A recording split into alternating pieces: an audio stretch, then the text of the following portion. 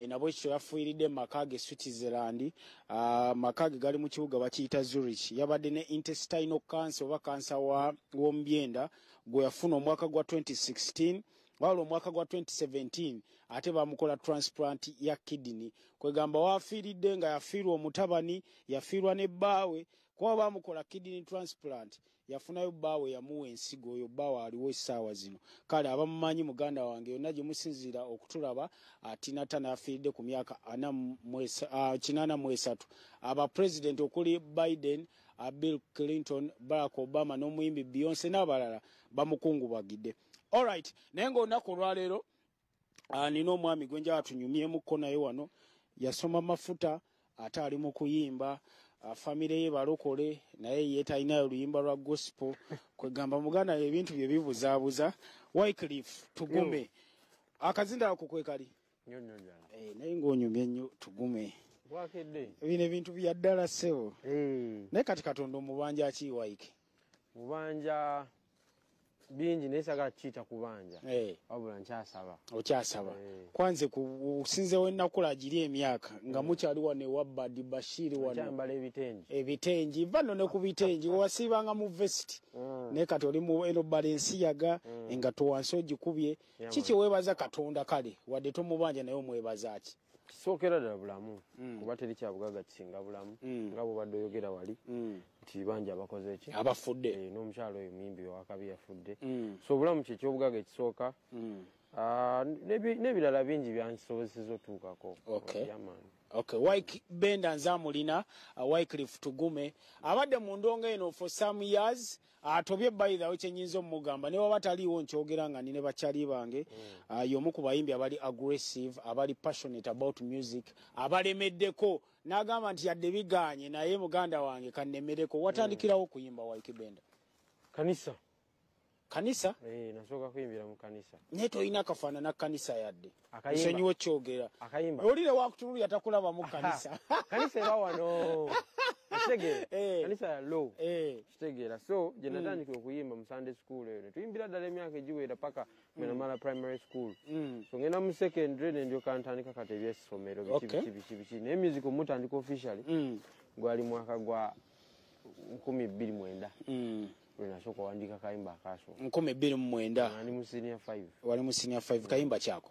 Tekali nawo kuba tekali kakabi. Bondu wamuwandika mwaka ki? We namuwandika ndi ku university. Ngoli ku university. Then 2016 ndio kanfuna breakthrough. Eya farmer. Eya farmer otujja kujja naye nga tetunajja ku farmer gude wayimba ne shiba.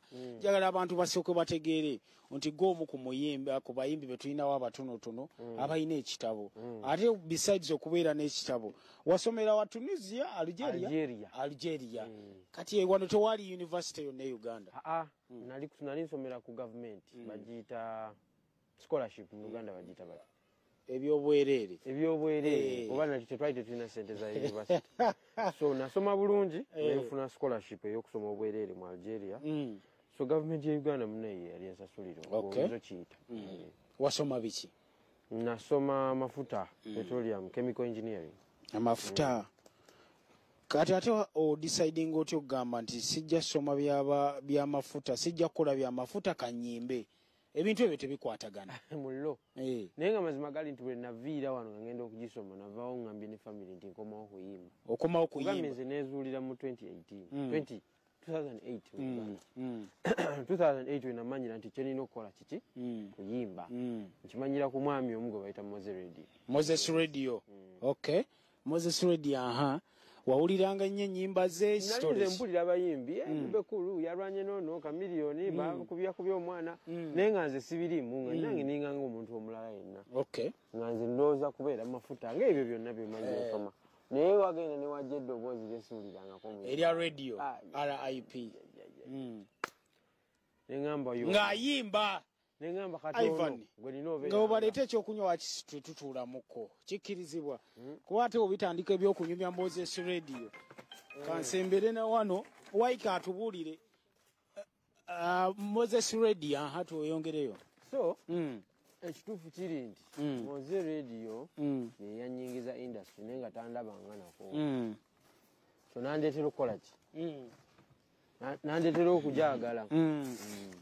Okay, tugende maaso tofaayo bino nga wetuwetereza gwenyumya abantu baagala nnyo okuwulira emboozi by the way tebamanyi nti akakaloboozi koyimba ekyeza yakuinspiring akakaloboozi kwa mwana ina naawe engeri gy'okanyuulamu waliwo omulo nkawanikayo negamba waiki story naye lwakuba mukwagala omuntu otuuka era nawe neweezuula tojja beera kyali kyennyini era ndowooza ne character tetuzifaanaganyamu ate music we yande tukwagala music we Uganda Okay, tugende maaso tofaayo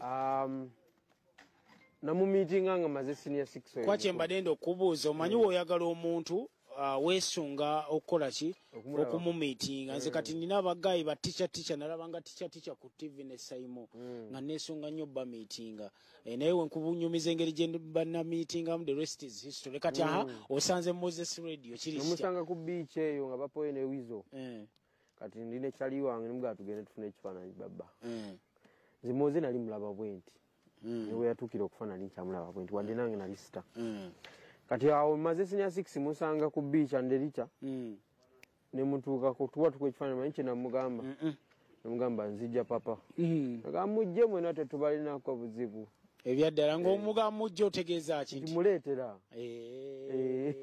naye manyi omuntu gw'osinza naye nalina confidence ekimugamba naye nali mutya okitegeera naye namutuukako awo simanyi naye confidence gye yava kye namugamba kyali kimu blood nange nzijja nangamba mujje mwenna tetulina buzibu mujje Okay, tuzeeko waliyo katono waiki maama wo ne taatawo omukyala Ruth mpaka n'omwami Alex mpakanyi erinnya ligwayo muwajja nze nange naye mwali bagagga ewammwe tewali yadde obugagga bwammwe nti tuli banaku naye ekyenjawulo ekiriwo kiri kimu nti muzeeyi yali akkiriza nnyo mu kusoma so nga musobola osibira obuugi ewaka naye muganda wange ng'osomera walungi lwaki because ye idea ye eri nti muba ofunye education eri standard ebintu ebimu bigondamu mu bulamu era emikwano gy'okola giba gyanjawulo emikwano nziginabeeranga nagyo gyali gy'abaana b'abagagga gwasomera wa nasomera ku Shimoni nensomera Ikamuli gye namalya P7 nensomera Endejje ate abaana b'abagagga baali bangi nengenda Essonde ku St. Lawrence gye namalya senior 6 kati n'olinya endege n'ogenda mu Algeria nengenda mu Algeria kati ndaba omuzeeyi abonyeebonye okuweerera fees akusomeseza amafuta g'okomye omuganja akubalaga bawulira batya what was their reaction nti njaga kuyimba nze ndoza kwegumya naye ndoza omutima gwamenyeka nga tuzze mu byalaali omutima gwamenyeka ebbanga eryasooka naye nali musajja muwombeefu kuba namuzze bali nemugamba maze okusoma naye njagala kukola kino naye ate saagala kikolera mu kiwago njagala kikola n'omukisa gwo so nemugamba nsaba bambi mu mutima gwo okoleki okkirize ompe ne blessing because bw'otampa mukisa gwo tekigenda kukola ki tekijja kukola blood n'asiriikirira twali awo bugoloobi infact n'asiriikirira ebbanga amana njamu okay oyo muzeeyi no nga yali musajja mukambwe nnyo oyo naye ndowooza yaliko ekisa kya mukama nga omanyi mukama kintu aba yakikuwa ngakikuwa lyolina otwala alina empenda zakutemera nze nange simanyi ngeri gye yavamu kuŋŋamba okay genda mu maaso tuzze awo musically speaking okubye paka wakuba faama kibona omusango otya kuba ebiseera bye yali wakabi ate nga gojja buzi ebiseera ebisinga temusobola kukwatagana kati shiba tetwasooka sisinkana endongo esooka wulirizibwa manager we mu bbaala Jeff Chiwa era nina DJ gwe njagala obiginga kuba ndooza ye gwe yasooka ogiwulirako DJ Jose ono wekololo webale Jose 256 ali awo omugenzi we yafiira deja vu nakuba tune Jeff n'agiwulira namugamba blood ani oyo kitegeera kati nibabinyumiza Jeff abinyumiza manager wange so manager abingamba bwati nti wayi ani oyo mwana kyoyo muna Uganda mtabani wa badi ali wali eri muna Uganda nakubira badi nsoko mpezi nyimba zoyo mwana zona zolinawo namwereza muna Kampala farmer original ne Chenchebula ndoza ne budumbu yenyini Jeff namugaba omwana tulina omuwakola bwakabi okitegeera so natwali kati Chiba bino yabinyumiza ku shoot abandi tuli nyimba 3 nze nali nsinze kwagala Chenchebula ne manager n'agamba ono farmer yajo tuyisaawo omudigido gwa tabbu. Long story short munnange nze nga bankubira simu nti Shiba ajja kukola ki verse kutuuzaamu wandika mangu ekiro Shiba akola ki muganda wange nagiwandika yagisanga yawedde dda nga n'obuntu bwe mbutaddemu bwe mmanyi abo bwatera oteekawo bwakabi. So yeah man ne tukola vibe yali nunyu. Shiba is a very good person. Nze simufunanga mu buzibu yadde bukyanga twakola. Kama nantemera empenda awo bintu ne bitambulira paka kati. Okay. Kale Shiba weebale kwata ku musajja waffe ne DJ Jose nawe weebale. Amombeera yemu ne Jeff Chiwa katuyingidde music. Awo wateera album ya Kireka Boy 2017. Wachi wagituuma Kireka Boy? Kyane motegeera. Munenze nva Kireka. Nakulira Kireka. We banzalira mwaka gwa 1991 gali naguru tunabe naguru bagamba mwana we waffe kati bakayanira bayumba kawo nabalaba ku TV ragambo mwana wakiyegana java nenga mazima banzalira buzazi naye natandika otegera ngandiwa ngandi Kireka. So muzeyi we bali bakyapangise naguru omukisa gwali kunze muzeyi yanzali yakwatako ka center akegasa na azimba ennyumba ewa Ekireka road netugenda Ekireka nze nga nine emyaka emeka ebiri. So awo nze Kireka gye mmanyi. So okutandika story yange okuntwala mu maaso okugenda international tandika gye nkola ki gye nva nga bw'omanyiza ebintu byange byonna biri deep. So album linnya lyawa gye nva yasooka era abantu b'Ekireka mbagala nnyo. Nina ne plani zaabwe omwaka guno n'ogujja n'oguna ddala 2026 bakulabira eddala. Oyinza oboota ndeyo akabega onalibose mujagala muchekecha. So 2026 bakulabira eddala onalibose mujagira akola. Okay. Nenge kiriwo zini mwana wa Kireka. So lero olugendo lwange so far oyina albums meka entambi meka biri nekirabo eyokubiri nozo ogujja tujja bawa endala. Okay. Gwomu ku bayimbi abasinga opangisibwa kati ebweru kati ne wenjogerera ogenda wa? Ngenda Canada wiki emu okuva kati. Abantu bagamba wiki ayimba nnyo ebweru Uganda yagikoowa. Muganda Uganda njagala bitya kuba sente ya Uganda naye ewooma naye ng'ogyeko n'akasente. Bano abantu baana ate wo bakuba endongo baba baginyumirwa nnyo because kigambo ku kigambo abakikola ki abakimanya abakiyimba. So ne wano we tuli jinja mu maaso awo ndoza mu mwezi gw'omukaaga era tugenda bakuba endongo paka last. Okay. Oli family man right? Nali. Ate what happened? Anti twayawukana naye era nkyakirina ku mutima ekyo. Oli serious? Nali manyi kabadi. No munanyi simanyi kola bubadi. Mwayawukana ne Juli Batenga? Kati tugenda mu myaka 3. Olimba nawe because njagala bambya omuntu abeere n'emirembe gye banna kati awo olukyekya okuba mwali bane mulayika bulungi mwembi balayika bulungi nga buli wembala ngamba wow abantu bali magana musa abantu bali magana twagezaako nno tulina n'omwana nkimanyi aweza emyaka 4 mu mwaka mwezi guno ogujja Dante.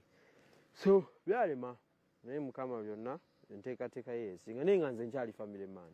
Era time ejatuuka musango gambe jatugende ebyaddala kati oyinayo omulago watandise okulaba kasito oyogedde akatandika wamulabye nina myaka 2 kitundu oliwo wajjawo olina ofunawo ono omulala kujjawo baga twogere ubisewe mama mwana wange twali magana. Okay. Mwali magana ne Juli sekwata ne nenga mwali magana obudde bukyali kyali myaka 2. Juli mbadde mmanyidde ebbanga ddene nnyo. Oyo mwana nasoka mukwanira esonde naye ndooza byansi maani byali magana. Okay. Kale omanyi ozzereeti abantu kambagambe kati obudde ate nga banenja saba bansonyi gwasiri mukeerezi kitera nnyo keere ekiro wadde ludawo ekiro nabadde nkola ng'emazima kwankulenga bodde kuleeta emisinde muganda wange balinja nkwate ku budde naye wabaddeyo ebikyankalanyawo mu makya ga leero. Kati kiriza tukome wano Yaman. Oba nakuzza ddi naye ebibuuzo bibadde bingi muganda wange. Just abantu be Canada njagala beetegeke nga 15 tugenda beera Toronto. Nga 17 nga 23 tugenda beera Edmonton. so mubere steady amanyi gonna ngaleeta muganda oyinayo ekivulu omwaka guno e Uganda wagamba wachongerayo omwezi baba naye majja gabuze watya majja kwali okitadde ku Serena majja sente ze zibuze kati awategeka bazijjawa awo simanyi mani naye nze njagala nnyo neeyibira ekintu kyange nomumanyi bwe mani businessman yala neeyibira ekintu nga nkibaze from end to end so abantu abawagizi tubalina era abawagizi bange mbeebaza okunjagala ennyo naye mani kapulaani kadde kabulamu akasente akaweraawerako bayuga boys bali ku kifo naawo gye bali steady noza balinayo akayimba akagenda ofuluma omwezi guno ogujja nange kennyini n'ekiyimba ekyamaanyi kigenda ofuluma kati nze omwaka gutandise ng'ogyeko kyani Juni wetusimbulira paka kale byebyo muganda nga atulaba ku Bukedde TV1 Mugisha yakoze ku transport leero wali wano yesaze sati ye y'ekikubo Ivan yakuba ebifaananyi Terakaya Asad abeerawo ku guard talina tavu ku muntu yenna naye nga gwe kyoyina omumanya olwaleero tubikoze tulinayo omwereso gwa bride and groom ate enkya tulinayo ekivulu kya Ssebwatu tulina bweru wali mu binyanyanyanya okuyingira mutwalo gumu tumuwagire kyekirala kye neerabidde mpozi twatumiza amazzi naye teganatuuka kyembadde neerabidde kale neyanza nnyo waike nkwagaliza Kasima Man Alpha mundabire Jamiru mundabire Yowex mundabire timu nene naye wafuna ssente abo bonna abakozi obasasula otya tukola ebyolimu obulalala bulango tulina ebyuma bya music so mujje mutuwagire bannange kale yeyo waike benda tunasukkawo awolowooza tetujja kusukkawo kuba maama Mutawe bale mboze eyo emboze za boda rail katuziwumulemu tukasiibule busiibuzi tukomawo ku Monday ne byonna bitubadde tubagamba badde balungi okuva saa 12 mpaka saa zino Nyanza kigadde Josephat Segura president